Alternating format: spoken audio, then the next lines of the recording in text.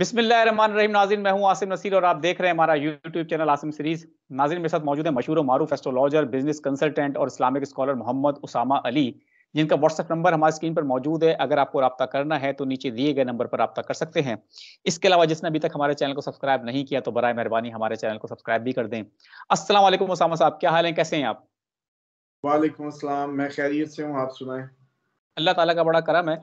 उसामा साहब, सबसे पहले तो हम स्टार्ट इस बात से करेंगे, हमारे नाज़रीन भी जो हैं वो गवाह हैं, जाके हमारे पिछले व्लॉग देख सकते हैं। हम वक़्त की किल्लत के बायस उस क्लिप को नहीं निकाल सके, लेकिन आपने तकरीबन 1 महीना पहले आपसे हमने व्लॉग किया था, तो आपने उस वक़्त कहा था कि असद उमर जो है वो पार्टी में मौजूद नहीं है। आपने उस वक़्त भी पेशेनगोई कर दी थी। अब असद उमर जो है उन्होंने ऑफ़िशियली पार्टी की बुनियादी रुकनियत से इस्तीफ़ा भी दे दिया है। तो आपकी ये पेशेनगोई भी दुरुस्त साबित हो गई। इसके अलावा भी आप क्या समझते हैं, आगे भी मज़ीद कुछ बड़े नाम जो हैं वो भी पार्टी छोड़ सकते हैं और आपकी पेशेनगोई दुरुस्त साबित हुई है, इसके हवाले से भी आप क्या कहेंगे? देखिए, सबसे पहले तो अल्लाह ताला का शुक्र है, बस वो जो जैसे कहते हैं ना कि वो बस दिलों पे कब्ज़ा उसी का है, जो दिखा देता है तो इंसान की क्या कहते हैं टौर बन जाती है और बिल्कुल। वो जब इज़्ज़त देने पे आए। तो बहरहाल ये असल में ये था कि उस वक़्त असद उमर का जो बर्थ चार्ट कैलकुलेशंस थी, वो डिस्टर्बेंस थी, फैमिली डिस्टर्बेंस थी और अगले आने वाले टाइम में वो कुछ करते नज़र नहीं आ रहे थे।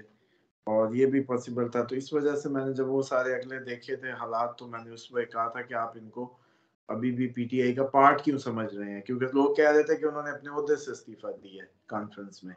जबकि मेरा मानना था कि ये सिर्फ़ उनको थोड़ी-सी रियायत मिली है। जैसे कहते हैं ना, उन्होंने कहा इस तरह से करके गुज़ारा करके देखूँ, तो वो नहीं हो सका, उनका गुज़ारा इस तरीके से भी। तो इसीलिए फिर केसेज़-वेसेज़ और सारे मामलात वहीं के वहीं। और ये लोग देखें, टेक्निकली ये लोग आए ही इसके लिए थे। अब इनका ज़ाहिर-सी बात है फेस सेविंग नहीं है, ये बहुत अगले फ्रंट फुट में पीटीआई के लिए खेल रहे थे। तो अब ये लोग सियासत से ही ज़ाहिर-सी बात है एक दफ़ा क्विट करके बैठ सकते हैं और क्या करें? फ़िलहाल क्योंकि ये लोग तो बहुत ही फ्रंट लाइनर थे पीटीआई के और हार्ड लाइनर समझ लें। तो एक तो ये है, दूसरा ये है कि जो और की बात की आपने, देखिए वो तो कोई कुछ नहीं कहा जा सकता कि अभी जब तक ये मौसम बदलना है, कोई अपने मफ़ाद की खातिर, कोई प्रेशर में, कोई कैसे ये तो पॉसिबिलिटी है कि कोई भी ना टिके। लेकिन ज़ाहिर-सी बात है जो जिन लोगों का सालों का इन्वेस्टमेंट है, टाइम की, केयर की अपनी पीटीआई में, वो डेफ़िनेटली मुश्किल है उनके लिए छोड़ना भी सब कुछ, लेकिन मजबूरी है, कोई क्या करे। तो वक़्त ही ऐसा है, इस टाइम पे हालात ही ऐसे हैं। तो इसलिए ये तो इमरान खान के अलावा किसी का भी एक्सपेक्ट कर सकते हैं आप कि वो पीटीआई से जो है ना रिज़ाइन दे दें। अच्छा, बिल्कुल ठीक है, आपने कहा इमरान खान के अलावा किसी का भी हम एक्सपेक्ट कर सकते हैं। लेकिन इस तरह के जो लोग हैं, जो पार्टी की बुनियादी रुकनियत रखते हैं, असद उमर साहब हो गए या अपना असद कैसर भी हैं। असद कैसर भी अडयाला जेल में इस वक़्त हैं। एक तो उसका हम आपसे पूछेंगे कि असद कैसर के हवाले से क्या उनके भी चांसेज़ इसी तरह के कुछ हैं? लेकिन इस तरह के जो सीनियर अरकान हैं पार्टी के, अगर वो पार्टी छोड़ते चले जाएँगे और उसकी बुनियादी रुकनियत से इस्तीफ़ा भी दे देंगे, तो पार्टी को बहुत शदीद नुकसान नहीं पहुँचेगा?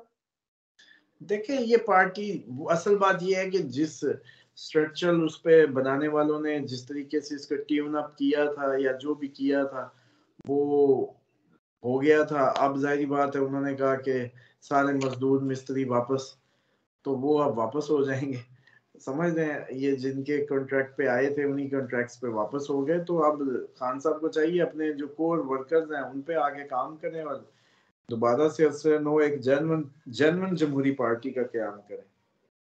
लेकिन उसामा साहब, एक सवाल इधर ये बनता है कि कुछ लोग होते हैं जो पार्टी का फेस होते हैं, पोस्टर बॉय कहते थे इमरान खान असद उमर को, और कुछ लोग पार्टी का फेस होते हैं, उससे पार्टी के अंदर बड़ा नुकसान होता है अगर उनके चले जाएँ तो। जैसे अगर आप कहते हैं कि नए लोग आएँगे, अब नए लोग इतने वेल नोन नहीं होंगे, तो क्या आप समझते हैं कि उनकी वो पॉपुलैरिटी, अवाम में वो मकबूलियत, वो सब पार्टी को दोबारा से उस जगह लेवल पे पहुँचा देगी जहाँ पार्टी मौजूद थी? देखिए, एक बात बड़ी सिंपल सी है कि इमरान खान ही पीटीआई है, वो ही पार्टी है। असद उमर को कौन जानता था पीटीआई से पहले? एंग्रो के बस सीईओ थे या उसके कोई भी ओहदेदार थे, एक अच्छी पर्सनैलिटी थी, दैट्स इट। बस ये फेम था। पीटीआई में जो आ जाएगा वो फेमस हो जाएगा। इसलिए फेम तो कोई ऐसी बात नहीं है, अननोन को मिल जाए, कोई भी आ जाए। वो असद उमर जब आए थे उससे पहले इनका क्या पॉलिटिकल कैरियर था, और सीधा जंप अप कर रहे हैं कि पीटीआई के नेक्स्ट 2 में आ रहे थे ये, कि ये मतलब शाह महमूद साहब की रेस के बराबर थे। बाज़ औक़ात ये गुमान गुजरता था कि पीटीआई को अगर संभालना हो तो हो सकता है ये हो। तो लेकिन आप देख लें कि इनसे पहले पीटीआई ने ही इनको बनाया है, तो इसलिए ये फिक्र ना करें, कोई भी आएगा पीटीआई में वो फेमस हो जाएगा, ये तो मैटर नहीं कर रहा। बिल्कुल ठीक है। अच्छा उसामा साहब एक चीज और हमें ये बताते हैं, खान साहब अगर जब भी कभी अडियाला जेल से रिहा होते हैं तो उनको जब सियासी स्पेस मिलेगी और वो सड़कों पर आएंगे, दोबारा एहतजाजी सियासत की तरफ अगर आते हैं या पार्लिमानी सियासत की तरफ आते हैं, वो तो एक बात की बात है, देखा जाएगा। लेकिन जब भी वो वापस आएंगे, जेल से बाहर आएंगे, आपको क्या लगता है कि ये जो छोड़ के जा रहे हैं, जो बुनियादी रुकने से भी इस्तीफे दे रहे हैं, जो सियासत छोड़ने का ऐलान कर रहे हैं, ये क्या वापस आते नजर आ रहे हैं आपको? वापस आएंगे, दोबारा कभी ज्वाइन करेंगे खान साहब को, और खान साहब लेंगे इनको? नहीं, खान साहब नहीं लेंगे। कोशिश तो ये लोग करेंगे, कोई बहाने करेंगे कि जी मेरी फलानी वीडियो उनके पास थी, मेरा ये था, मेरे बच्चे थे, मेरा ये था, जो भी रोने धोने रोएंगे अपने बैगेजेस के, एफआईआर्स के, व्हाटएवर।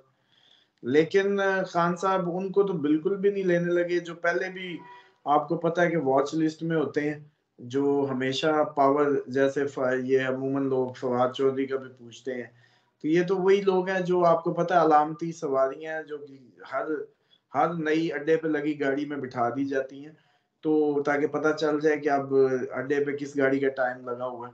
तो ये इस तरह के लोग हैं। तो खान साहब का मुझे नहीं लगता कि अब वो कभी भी दोबारा इस तरह का रिस्क लेंगे। बिल्कुल ठीक है उसामा साहब, लेकिन दो तरह के लोग हैं जिन्होंने पार्टी छोड़ी है। एक तो आप भी जानते हैं, एक तो वो लोग हैं जिन्होंने संगीन इल्जामात लगाए खान साहब की शख्सियत के ऊपर और वो किसी और पार्टी में चले गए, जिसमें फर्रुख हबीब भी शामिल है, उस्मान डार भी शामिल है, मुराद रास हो गए और फयाजुल हसन चौहान हो गए। अब ना कई सारे नाम हैं, लेकिन कुछ लोग ऐसे भी हैं जिन्होंने बहुत मजबूरी में पार्टी छोड़ी है और उन्होंने उसके बाद किसी और सियासी जमात को ज्वाइन नहीं किया। उनकी बॉडी लैंग्वेज से, उनकी प्रेस कॉन्फ्रेंस से या उनकी सामने आने से पता चल रहा था कि वो बहुत मजबूर हैं। लेकिन खान साहब के लिए उन्होंने एक लफ्ज भी गलत नहीं बोला। उसमें असद उमर साहब भी किसी हद तक शामिल होते हैं, अपना मुसर्रत जमशेद चीमा है और बहुत सारे नाम है जिन्होंने खान साहब के लिए कोई बुराई नहीं की। तो आप क्या समझते हैं कि जो ऐसे लोग हैं जिन्होंने सॉफ्ट कॉर्नर रखा है खान साहब के लिए अभी भी, उनकी वापसी का कोई रास्ता देख रहे हैं आप? देखें, एक बात सियासत में आपको पता है, कोई भी चीज वो नहीं होती हर पे आखिर। लेकिन खान साहब क्योंकि सियासतदान नहीं है जैसे लोगों में मशहूर है, हालांकि उन्होंने सारी सियासत के नक्शे बदल दिए हैं, अभी वो लोग उनको नहीं मानते सियासतदान। लेकिन चले, बहरहाल इसकी बहस नहीं है। देखिए, असद उमर की पोजीशन तो ऐसी नहीं थी कि ये, इनको तो पीटीआई ने सब कुछ दिया ना, एक अननोन 0% को हीरो बना दिया। इसका तो हक नहीं बनता कि ये अपनी पार्टी, ये जाते जेल जुल रहते, बर्दाश्त करते। देखिए, परवेज इलाही साहब जैसे लोग अंदर पड़े भुगत रहे हैं और सारा कुछ फेस कर रहे हैं, तो असद उमर क्यों नहीं? Why not him?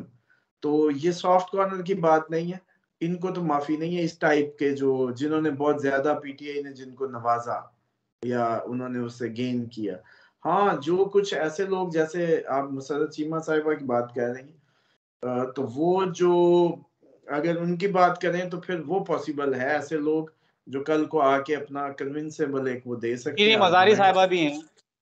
हाँ, शीरीफ मजारी का तो आपको याद होगा, मैंने आपको कहा था कि उनको खान साहब नहीं हो सकता है कहा हो कि आप अब बस करें, ये पॉसिबिलिटी है। और ये कभी बात खुल जाएगी, ये भी ऐसी ही खुलेगी जैसे मैंने असद उमर का आपको कहा था, तो उस वक्त नहीं लोग समझ रहे थे मेरी बात को मजाक, कि ये तो बजी पता नहीं कैसी बातें कर रहे हैं। तो वो सच हुई है ना, तो ये भी कभी खुलेगी कि शीरी मजारी को भी इनको इमरान खान ने खुद कहा होगा कि आप छोड़ दें। हम आपका ये वाला क्लिप जो है ना आज ही निकाल के रख लेते हैं उसामा साहब, संभाल लें इसको, संभाल लें, ताकि ये कभी जब ये बाहर कभी निकल ऐसा आएगा। मौका आएगा तो इंशाल्लाह हम नाज़रीन को उस वक्त बताएंगे कि उसामा साहब ने ये पेशन गोई कब की थी। और इससे पहले भी आप ये बात कह चुके हैं। एक चीज और बता दें कि खान साहब जैसे आपने कहा कि वो बहुत सारे लोगों को नहीं लेंगे, उनका एक तर्ज सियासत है खान साहब का। जेल से बाहर आने के बाद क्या आप उनके तर्ज सियासत में कुछ तब्दीली देख रहे हैं?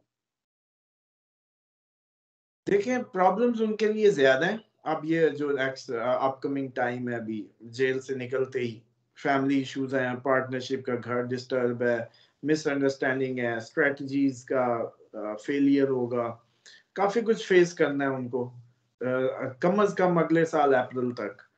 तो मैं समझता हूँ निकल तो वो अब कभी भी आएंगे इंशाल्लाह, कभी भी पॉसिबिलिटी हो सकती है। बादल जो प्लानिटरी रीडिंग है, मैंने उसमें इंशाल्लाह लगा दिया। मैं अपने जैसे कहते हैं अल्फाज वापस लेता हूँ, क्योंकि हम इंशाल्लाह नहीं कह सकते इसमें। हम सिर्फ बता सकते हैं कि ऐसी पॉसिबिलिटी है, क्योंकि इसमें नहीं, फिर आप हमारी इंशाल्लाह बिल्कुल कह सकते हैं। इंशाल्लाह वो हमें जुमलों में, वैसे आम उर्दू के जुमलों में आदत पड़ी होती है ना, तो एस्ट्रोलॉजी में हम यूज नहीं कर सकते एथिकली इंशाल्लाह वर्ड जो है। बहरहाल उसमें ये है कि ये कभी भी मिसाल के तौर पे एक जो प्रेडिक्शन मैं दे चुका हूँ कि ये अब कभी भी रिहा होते हैं, अगर हो भी जाते हैं तो पार्टनरशिप का घर डिस्टर्ब नजर आता है। और ये जो लाइफ थ्रेट ओवर हो जाएगी 17 को, उसके बाद भी आके कोई इतना मलाई टाइम नहीं है कि बहुत सब कुछ मर्जी का होगा। बड़े मिसअंडरस्टैंडिंग्स होंगी, करीबी लोगों से प्रॉब्लम्स होंगी, बड़ा कुछ अभी देखना है। ये अगला साल जाके अप्रैल में कहीं थोड़ा बहुत इसमें जैसे कहते हैं ना बेहतरी आएगी। इसीलिए आपको याद होगा मैं इलेक्शन कहा करता था कि अप्रैल में हो, तो बिल्कुल, फिर इनको फायदा होगा। बिल्कुल। खान बहुत साहब का बहुत कोई इतना इतना कोई वो नहीं है टाइम, कोई बहुत जबरदस्त टाइम। ठीक है, खान साहब का बहुत अच्छा टाइम नहीं चल रहा है इस वक्त, और आपकी ये पेशन गोई हम। ज़हनी तौर पे मैं बता रहा हूँ आप लोगों को, अंदर जो उनको फेस करना है इमोशनली। लेकिन ये ना कहीं इसको कंसीडर कर लिया जाए कि अवाम उनके साथ ही है, उसमें इजाफा ही है, उसकी पजीराई वहीं की वहीं है, उसमें 19-20 का भी फर्क नहीं है। समझ रहे हैं? सिर्फ बिल्कुल, फर्क मैं ये जो प्रेडिक्शन कर रहा हूँ, ये उनकी दिमागी और उनको जो मसाइल फेस करने हैं उस पे कर रहा हूँ। बिल्कुल ठीक है उसामा साहब। नाज़रीन, उसामा साहब का आज भी मानना है कि खान साहब की शोहरत में कोई कमी नहीं आई, अवामी पजीराई में कोई कमी नहीं आई, लेकिन आगे मुश्किलात ज़रूर हैं उनकी ज़िंदगी में। बहुत बहुत शुक्रिया उसामा साहब, हमें वक्त देने के लिए। यहाँ हमारे व्लॉग का वक्त खत्म हुआ। हमें कमेंट कर कर ज़रूर बताइएगा आपको हमारा आज का व्लॉग कैसा लगा। मुझे और मोहम्मद उसामा अली साहब को दें इजाज़त।